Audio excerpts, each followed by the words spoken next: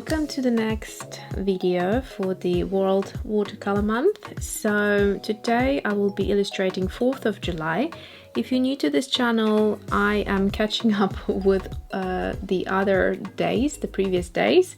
I don't know why I gave myself such a challenge. I could have just started on the day that I started, which was the 17th of July, but anywho. So I previously have done these three, and there is a video for this one, and I'm going to try and do something a little bit more from my mind. So these have been inspired from peony, and this, although looks more like a tulip of some sort, it's actually supposed to be a poppy. So today I want to do something a little bit more loose, less detail, maybe something a bit more abstract. So yes, as per usual, I will concentrate on the process and I will just voice over after. All right, let's start. Hey everyone, so I hope you're enjoying this third video of today, as it's all very fresh and I started uploading them today on a Monday and it's the 20th of July. I was trying to figure out how to catch up with all these previous 19-20 days. And so I decided that I'm going to upload 3 videos, so 3 botanical illustrations per day. Timing wise, I am not certain yet, but I think I'll take maybe an hour or 2 hours in between and kind of give you a more kind of concrete schedule by tomorrow. So yeah, for today I have been editing like crazy and uploading those that I have filmed on Friday. So now that you've filled in, let's talk about well-being and feeling great, and maybe I should just go ahead and talk a little bit as well about why I have decided to push myself and give myself such a challenge. First of all, as you will have noticed, there is no illustration for the 1st of July. Now, 1st of July was the day when I have launched my online course, which is called Playful Watercolor with Mixed Media. There is one class at the end, which is a bonus video for a modern botanical illustration. So it's very minimal in terms of its lines. But the rest is sort of all kind of abstract if you're interested.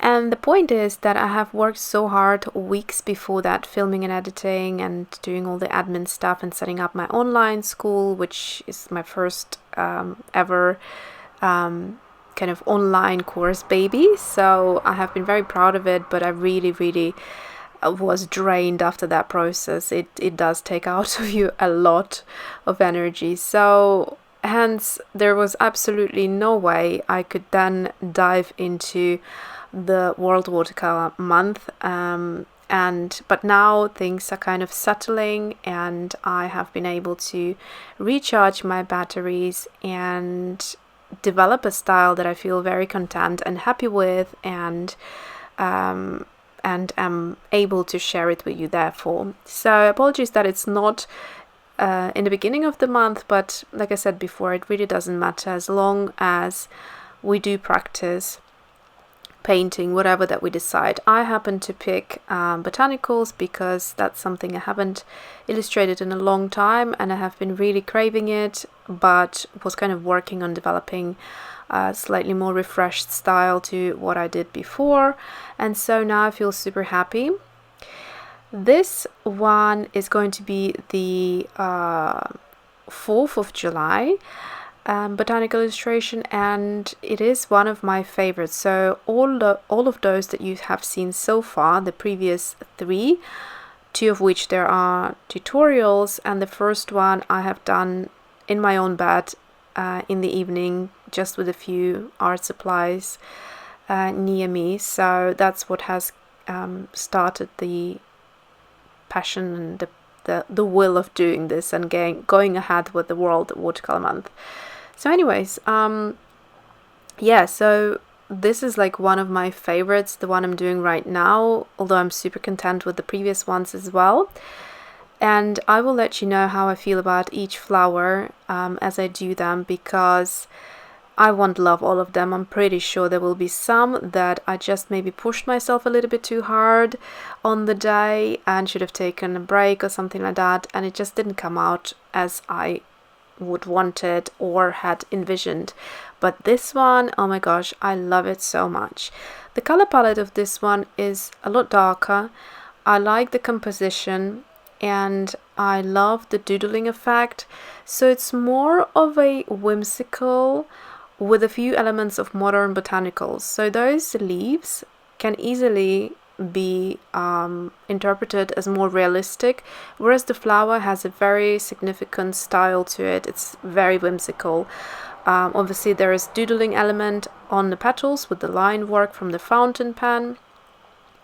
By the way, if you're new to this channel, welcome. I hope you will join me for all of the upcoming videos and catching up with every illustration for every day of the month. I have counted, and it's actually towards the end of the month I would be able to catch up by doing 3 videos per day, so that's quite exciting, and hopefully I can keep up with this. So yeah, okay, so all the art supplies will be listed below as always, in case you're interested to know what they are or what colors I am using. But to be honest with you, color wise, I'm trying not to do that. There are some swatch videos for the Aquarelle, what are they called? Museum Aquarelle by the Caran brand. So these are the watercolor pencils, the one I'm using right now, and you can figure out what colors they are if you go and see the swatch list. And yes, I'll try to link it up here in the card for you, and that way I don't need to stop talking about the process to list all the colors, but hence the pencil is actually right next to me. I will do it in this case. So it's called Carmine Lake, and I have used it a couple of times in the previous one as well, as you can see there on the previous page. The darker elements are also with this color. Absolutely love it. Yeah, so it's a color that's quite deep, and I purchased mine on Jackson's, and their swatches are incredible. When I saw the swatch, I urgently, even if you don't like this color, just go check out, next time you're on Jackson's website, check out this color swatch. It's just the most stunning thing ever. I think you'll appreciate it even if you're not into dark colors. So the great thing about it, as you can see on the petals, when watering it out, it's a super, super light, transparent, kind of muted pinky color. But if you pack it on and really kind of layer it, it's the most beautiful, deep mahogany kind of dramatic color. I absolutely love it. Here I'm teaming it up with the other color that I absolutely love, which I have to thank Irit every time I feature this color, because this is totally what started this first pencil, started my obsession with the Caran Museum Aquarelle pencil line.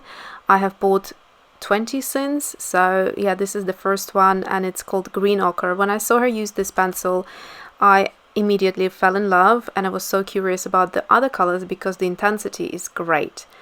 Now this limited color palette, those two colors together that I'm using on this page, I absolutely love. This kind of mustardy, greeny, yellowy color with that muted reddish, kind of brownish color.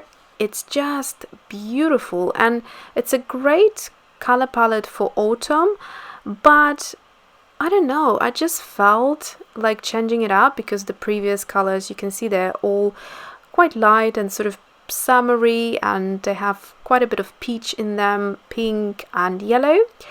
And so changing it up and bringing in more of that color, you know, like 80% of that color and 20% of the rest, reversing it to the previous page really kind of gave me that excitement of using a darker color in a majority of the illustration.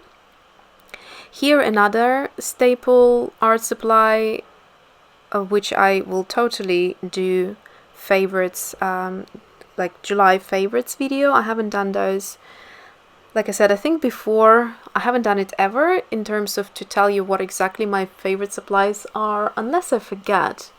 I might have done something similar at least. But anyways, the point is I will do one for July, because this month I have been super busy in my studio, and there have been a few art supplies that I added to my collection that have become total staples, and I literally, don't want to create any art without using those. So yeah, love them. So those were the Derwent Graphitint, and they are quite interesting. There is a swatch video that I have done. If you haven't watched it, again, I will link it up in the card up above there. And the third color that I decided, because I thought two colors, it needs a little bit of something to balance things. The third color is another one of my staples, is Sepia 10%, also the Caran range of the watercolor pencil, and it's just this beautiful, like a pinkish gray. Absolutely love it, and it works so beautiful here. Just another subtle color, gorgeous.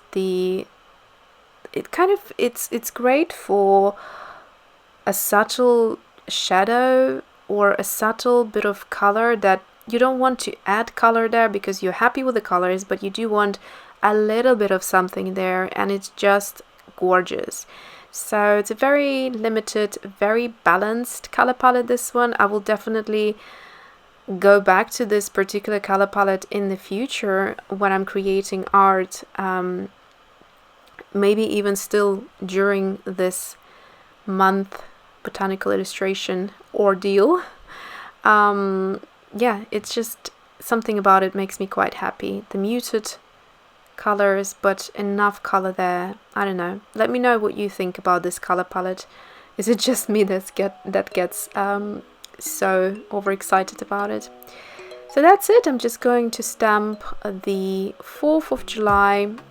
As we know, we're sort of cheating a little bit, going backwards from back to front, and catching up with all those beautiful potential days of illustrating. And here it is, it's all done. You can see this Sepia 10% a bit more up and close, and that's it. Thanks for watching, and see you in the next one tomorrow.